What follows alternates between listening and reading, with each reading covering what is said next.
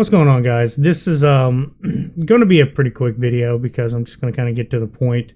If you haven't heard, Comicstorian passed away, which is a real huge content creator on the platform. He's got millions of subs. He's got, thousands of videos. He's done quite a lot to impact YouTube as a whole. Forever be a legend in my book, because this is actually somebody I regularly binge his videos.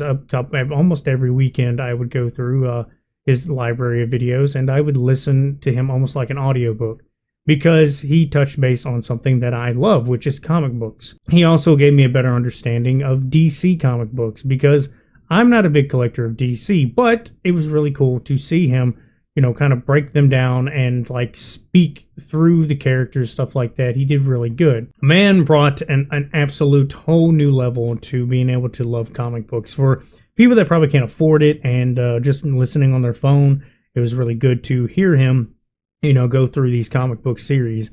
He's done popular ones, side ones, not so important ones, but he's touched base on almost every genre that comes with comic books, as far as Marvel, DC, and a few other ones that I failed to mention right now. He also, about a year ago, was trying to do something called Mangastorian, which was going to be about the same taste, just with manga, which I think is really cool, but unfortunately will not be able to see that go any further. The man was just 40, and it really just kind of put in perspective like mortality and everything, because it was just an accident. Things can happen, and it sucks because, like I said, he's a huge player in YouTube to me. He's not at the height of like PewDiePie and stuff, but his uniqueness made his content very, very, very watchable on multiple times. I have not watched one video just once. Any video I've watched him, I will go back and want to rewatch. Sometimes I'll just rewatch the same video because I'll miss pieces while I'm watching it in the background. He has been a helpful tool in the boring level up grinds. If you play RPGs, you know what I'm talking about. It's one of those things where you need something to, occupy you while you're doing boring grinds that have no story whatsoever. And that's where he came in handy, and it would catch me up on all sorts of DC comics. And that was another thing that led me into liking DC a little bit more, is he really fleshed out, and because of him, his videos would flesh out, certain comic books that I never would have picked up, and it had to do with, really showing who Superman was, or Batman, showing how much of a more human side of them.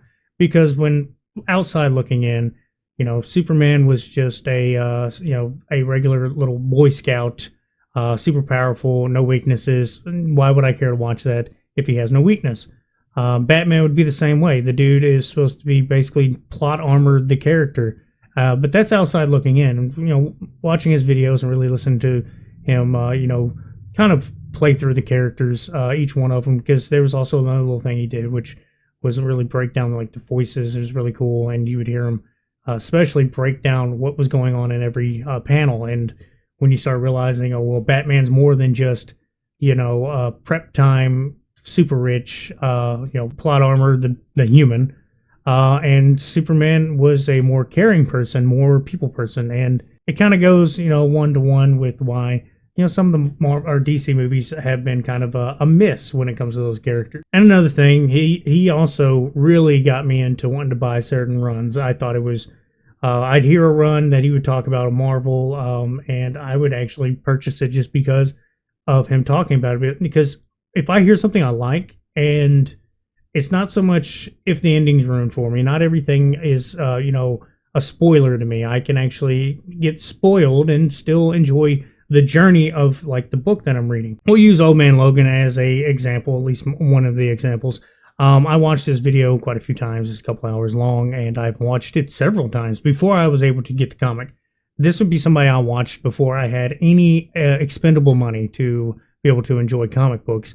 And series that he would touch on, like Old Man Logan, is one of the ones I bought because it was such a fantastic piece, and I wanted to keep it because it's actually really good, and I like the run. Another one was Deadpool Kills the Marvel Universe. It was another one that, like I said, he did a whole cover on it, and I thought it was just so great I had to buy it, because I've owned a few before that, which were gifts, and it was such as like an Infinity Saga, or the Infinity Gauntlet, run, which was what you saw Infinity War was kind of loosely based off of.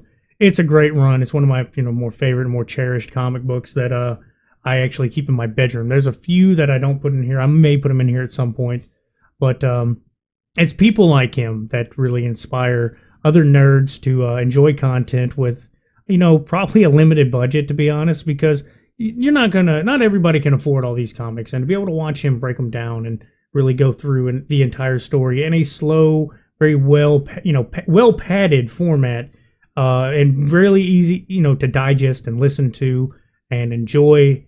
It's a 1 in a million chance somebody was able to do something like that, and he was that 1 in a million. There's no taking that from him. What he's done is put a huge stamp on YouTube as a content creator, and it's one that's going to be missed. I know I probably already said that. A well-liked individual amongst the community, and he's never been in controversies. He just seems like he's always been a down-to-earth man who was just making content for content's sake, covering stuff that people loved and thoroughly enjoyed. But yeah, that's about all I got to say. Y'all have a good one.